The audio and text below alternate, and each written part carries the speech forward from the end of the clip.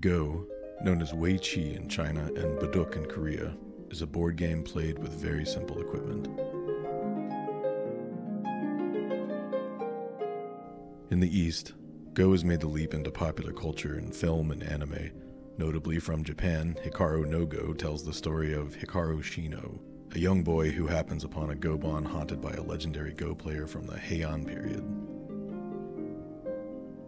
In Korea, in 2014, the popularity of Go inspired The Divine Move, an action noir mob comedy which takes place in the seedy underbelly of baduk gambling culture. In recent years, Go has begun to make an appearance in Western media as well. Pi is an early example, the story of a mathematician obsessed with finding a pattern at the core of reality. Go also appeared more recently in Tron Legacy from 2010, albeit briefly, and in 2019's Knives Out, an Agatha Christie-style whodunit wherein a Go board plays a pivotal role, becoming part of the crime scene at the center of the story.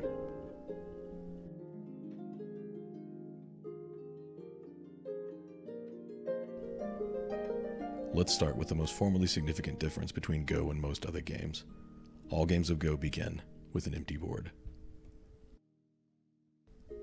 The playfield is a grid. Today the standard size is 19 by 19, but both 13 by 13 and 9 by 9 grids are common. The grid size itself is not mandatory or dictated because Go is less a game with rules than it is a single principle of such rigid logic that it can be played either within a minimal space like a 5 by 5 grid or expanded to larger sizes like 25 by 25 without altering in any way the core gameplay. The game pieces are small, black and white circles called stones, about 22 millimeters in diameter. The stones are placed on the grid at the points of intersection, first black, then white, and so a game of Go begins. It is through the interaction of these discrete, irreducibly simple elements that the deep expressiveness, tactics, strategy, and even meaning of Go are derived. Go is perfectly abstract.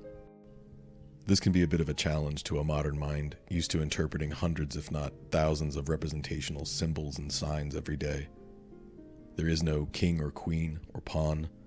There are no arbitrary assignations of value or character beyond what is readily apparent to any observer. The game ends not with the achievement of a goal or score, but when both players agree that there is nothing left to do. All stones, either black or white, have the same value: 1. One stone is 1. 2 stones, 2. The grid likewise is a field of intersections, each with the same value: 1. On a 19 by 19, there are 361 available at the start. Nothing in Go is arbitrary, only what you can see, and then what you can learn to see. The standard 19 by 19 board is an ocean of possibility and expression so vast that the number of possible legal board positions has been calculated to be a sum far greater than the estimated number of atoms in the observable universe.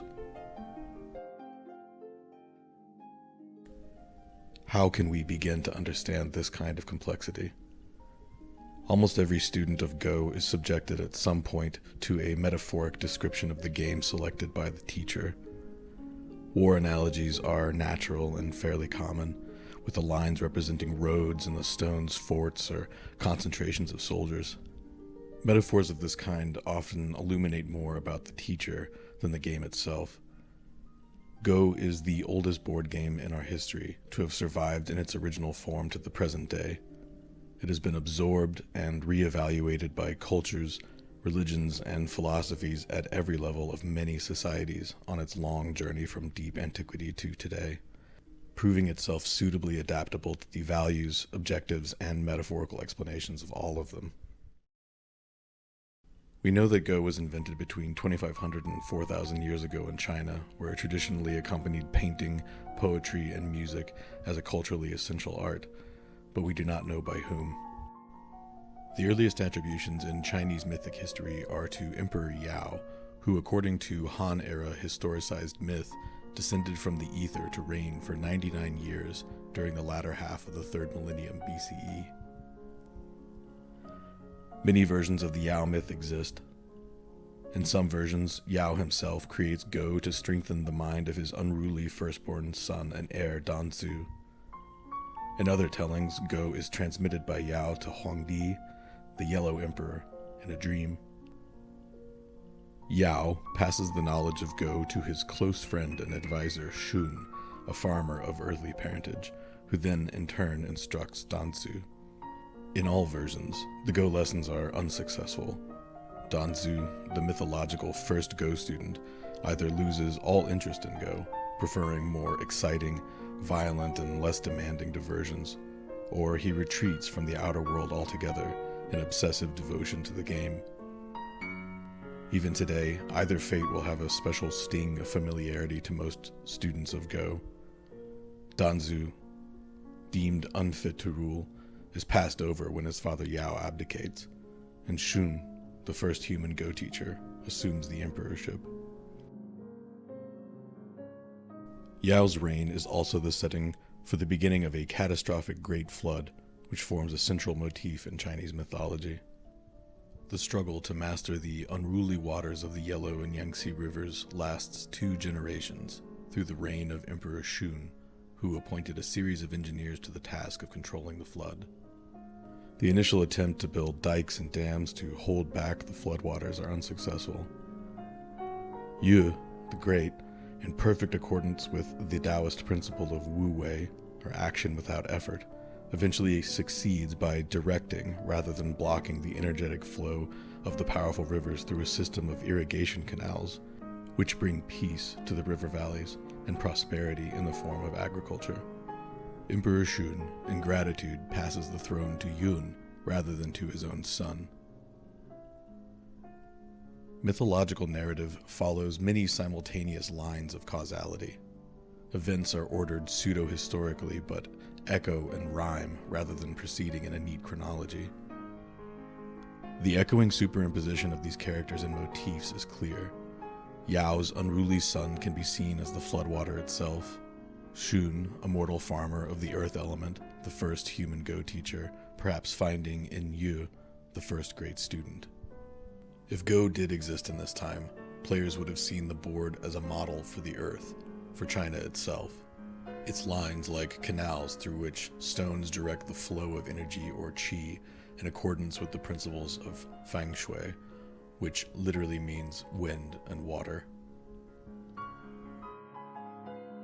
The 790-year-long Zhao dynasty is seen by some scholars as a more likely point of origin for Go. In this era, China saw great advances in art, philosophy, technology, and science. It is theorized that Go may have developed from the equipment and divination methods of the court astrologers of this period. The grid and stones used first like a calendar or star chart to track and calculate changes in time and fortune. This is a departure from the earthward-facing concepts of qi and flow, and both interpretations seem to have survived in later descriptions of Go.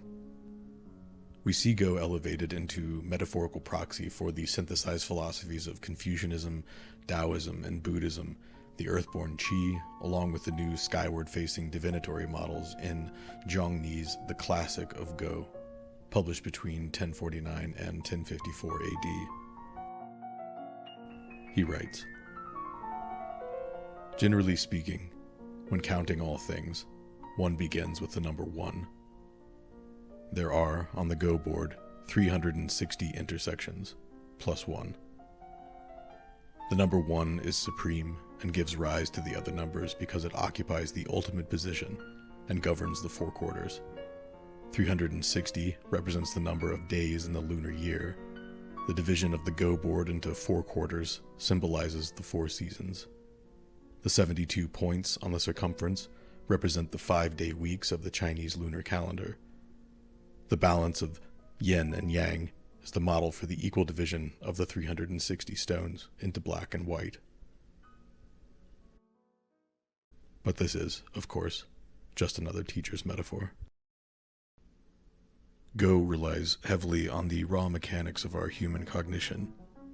We interact with the Go board utilizing the same methods by which we interpret and understand the outer world, with the soft computational power of our pattern recognition.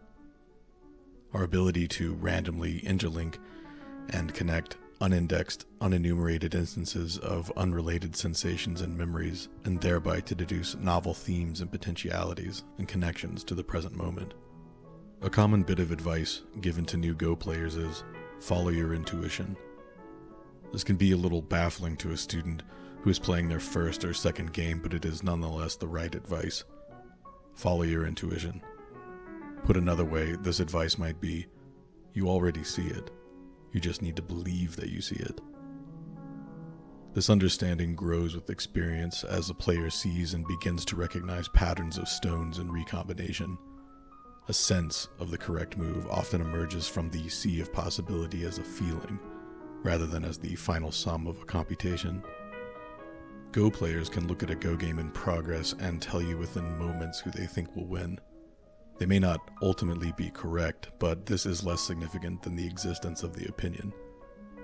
Feels like a black game. Seems like white's got it. Our typical mutterings mid to end game. Go is both a contest and collaborative expression of feeling, intuition, experience, and effort.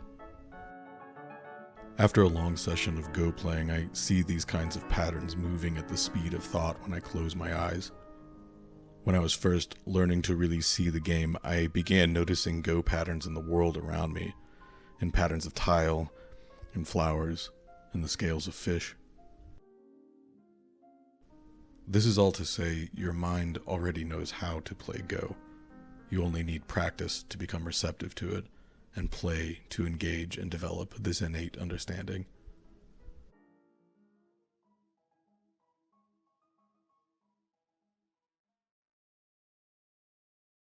Go made its way to Japan in the 7th century via Koreans fleeing political turmoil at home and with Buddhist monks returning from training in the monasteries of China. Japanese Buddhism found in Go a useful encapsulation of their philosophy and a tool for training against all of the destructive influences of ego, impatience, fear, aggression, and greed, which are disastrous in Go and greatly impede a student's development. In the essay Spring and Autumn, written in 1244, Buddhist teacher Dogen Zenji writes, "Suppose there is a Go game. Who are the two players? If you answer, you and I are playing Go, it will no longer be a game. Answer this way, you play Go by yourself. The players become one. Illuminate other, illuminate the self." In Japan, Go continued to develop in the monasteries, but was also played by samurai and their courtly retainers, who brought their own style and interpretation to the culture of Go. The records of the Sui dynasty includes Go along with backgammon and gambling in its list of popular Japanese pastimes. Go makes an appearance in what some scholars consider to be the first novel, The Tale of Genji, written in archaic Japanese by a lady of the Heian court, Murasaki Shikibu, at the start of the 11th century. Another popular story from this era is that of samurai Sato Tatanobu, who died in November of 1186 by his own hand after fighting off 200 samurai sent to arrest him with only a goban for a weapon. In this vibrant atmosphere of philosophy, violence, and art, Go grew and evolved into the modern era. Japan created the system of scholarship and professional competition that we recognize today.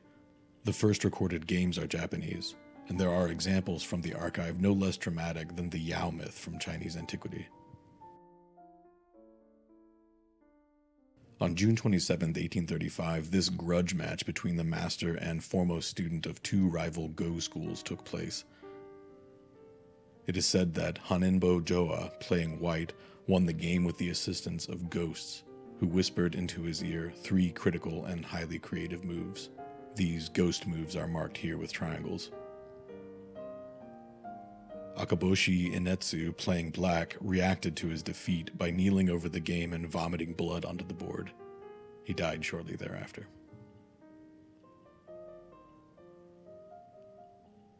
This game between masters was played on August 6, 1945 in Hiroshima. The indicated move at the center of the board was the last played before the game was disrupted by the explosion of the first atomic bomb over the city. The game was resumed the same day. White won by 5 points. Korea has risen over the last 20 years to the top of the international Go scene. This is the second game between Lee Sedol and the AI AlphaGo. Move 37, indicated at the right there, was initially considered a mistake by the professionals in attendance. This move, some believe, represents the first divine move, or ghost move, made by a non-human entity, which to my mind means that the first creative expression to emerge at the dawn of the era of AI was spoken here by a machine in the language of Go.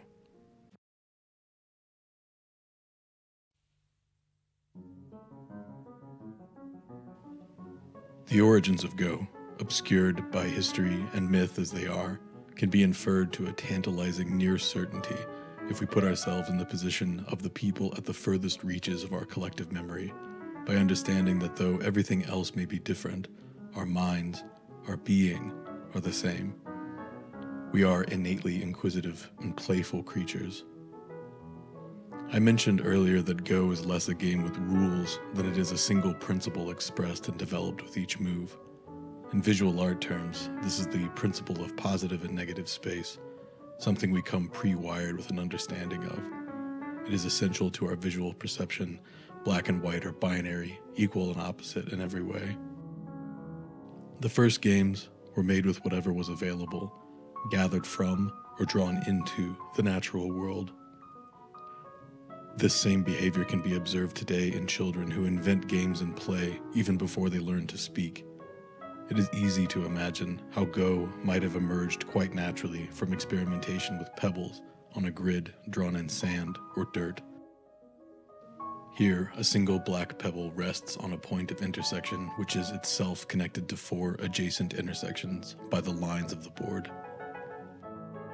If on each of these intersections a stone of the opposite color is placed, the surrounded stone is removed. Simple game.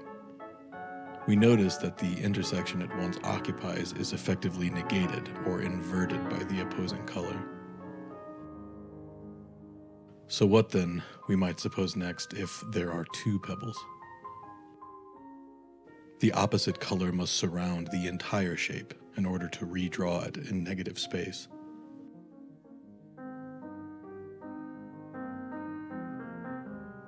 This applies, we decide, regardless of the size of the group of stones.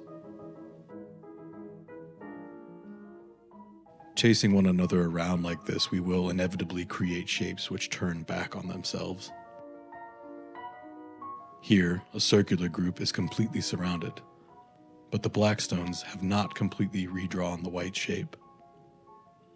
In order to do that, we realize, a black stone must be placed, as the final move, on the central intersection.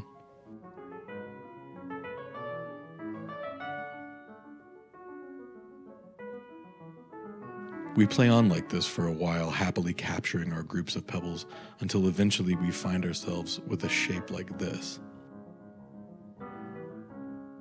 We realize that because we are alternating our play, 1 stone or pebble per turn, the negative space of this group cannot be drawn completely. Placing a stone on one but not the other empty center position would result in the capture of the single stone, a situation in practice no different than the very first formation of our game. So now we really have something, this untouchable space within. Though the rules haven't changed from the first captured pebble, our simple game is starting to get interesting. Before, when we were simply capturing one another's pebbles, the object of the game was obvious: get the most pebbles. How do we take this new feature into account? These shapes which cannot be removed from the board. That internal space must have value. We were already counting stones captured as points in our favor, so why not also count these new internal points? It only takes 1 or 2 more playthroughs to make the last and most important realization. Because the board is finite, it is more efficient to gain points by creating those empty spaces than by capturing stones outright. So, we enlarge our board to give ourselves more room to maneuver. And that is Go. We've just created Go in an afternoon. My purpose here is to illustrate to you that however adorned Go may be in historical and cultural significance, it is foremost profoundly human. The myth of Yao bringing forth Go from the ether to channel and give form to the raging waters of chaotic thought can be seen as a celebration of this exact process we have just moved through together. A celebration of those things which define and enrich our humanity, our communication, our creativity, and our play.